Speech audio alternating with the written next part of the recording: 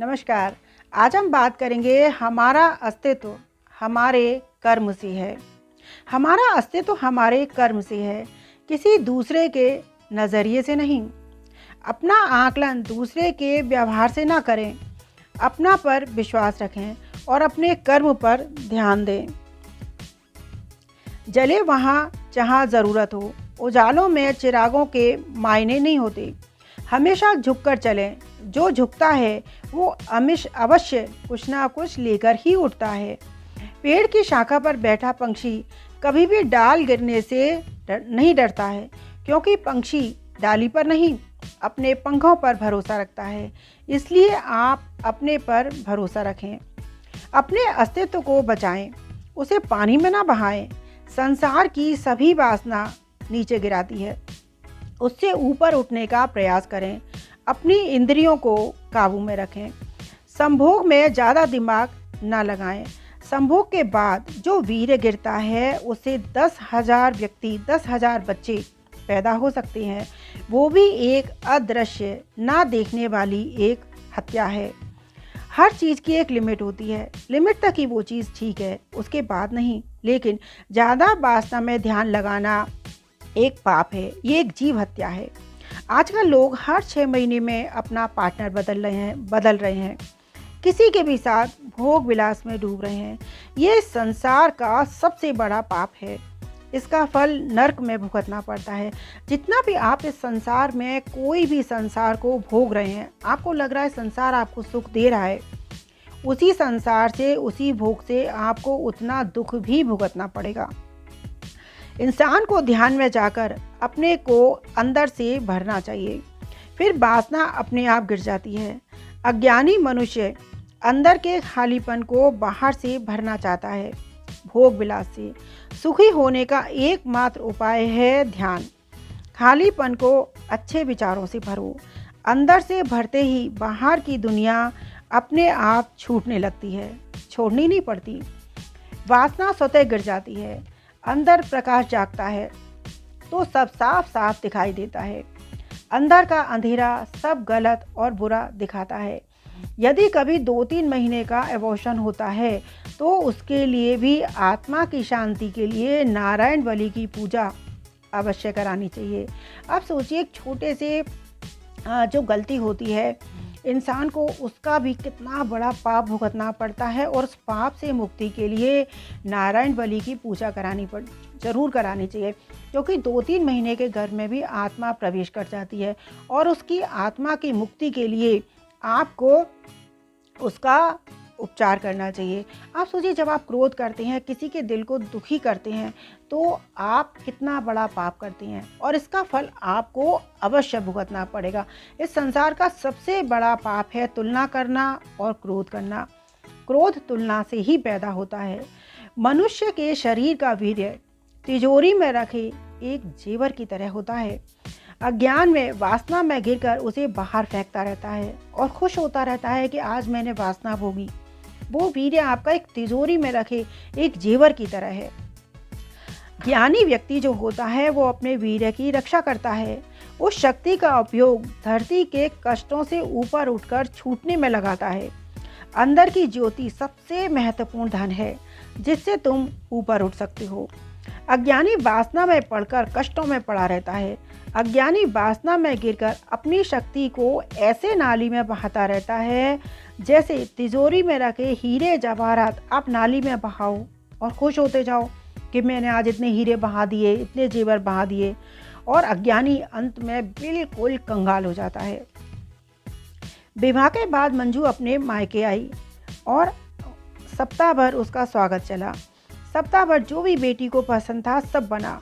वापस ससुराल जाते समय पिता ने बेटी को एक बहुत अच्छी सुगंध वाली अगरबत्ती का पूड़ा दिया और कहा, बेटी जब तुम ससुराल में पूजा करो तब यह अगरबत्ती जरूर जलाना। माँ ने धीमी आवाज़ में कहा, बेटी पहली बार मायके से ससुराल जा रही है और भला कोई अगरबत्ती जैसी चीज़ देता है। पिता ने झट से जेब में हाथ डाला और जेब में जितने भी रुपए थे सब बेटी को दे दिए। ससुराल में पहुंचते ही सासू माँ ने बहू का बैग टटोला और पूछा, तुम्हारे माँ बाप ने विदाई में क्या दिया? कुछ विशेष ना मिलने पर उसकी नज़र अगरबत्ती पर पड़ी। गुस्से से सास ने कहा, कल पूजा में यही जला लेना। सुबह जब बेटी पूजा करने बैठी, अगरबत्ती का पूड़ा खोला तो उसमें एक चिट्ठी निकली। उसमें लिखा था, बेटी, यह अगरबत्ती स्वतः जलती है मगर पूरे घर को सुगंधित करती है। इतना ही नहीं, आसपास के पूरे वातावरण को भी अपने महल से सुगंधित और प्रफुल्लित कर देती है।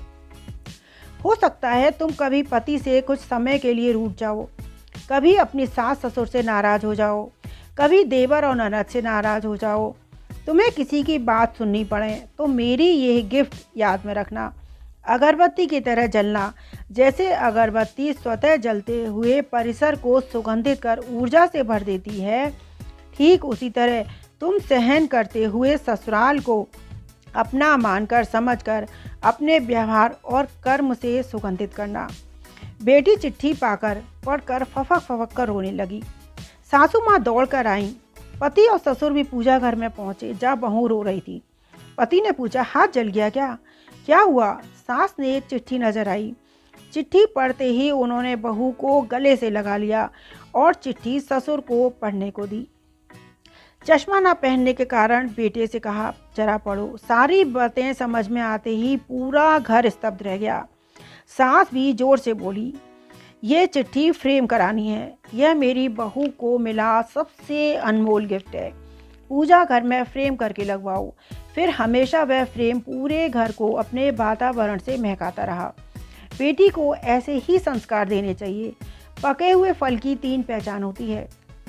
पहला कि वह नर्म होता है, दूसरा वह मीठा होता है और तीसरा उसका रंग बदल जाता है। इसी तरह से परिपक्व व्यक्ति की 3 पहचान होती है। पहली उसमें नम्रता होती है, दूसरी वाणी में मिठास होती है और तीसरा उसके चेहरे पर आत्मविश्वास का रंग होता है। किसी को गरीब अमीर छोटा बड़ा सोचना सब पाप है। अपने अंदर उतरो, वही पूर्णता की खोज है। कोशिश करो अपने अंदर रोशनी जगाने की, आनंद बढ़ाने की। तुम कोशिश करते रहो। कभी किसी को दुख मत दो, सब लौटेगा। दूसरे के दुख पर तुम्हारा सुख निर्भर ना हो। छोटे सुख छोड़ो, बड़ा सुख पकड़ो। दूसरे को दुख देकर जो अपने लिए सुख चाहता है वो बैर चक्र में फंस जाता है और कभी मुक्त नहीं हो पाता है। सुख चाहना, किसी को दुख मत देना, किसी को दुखी मत करना।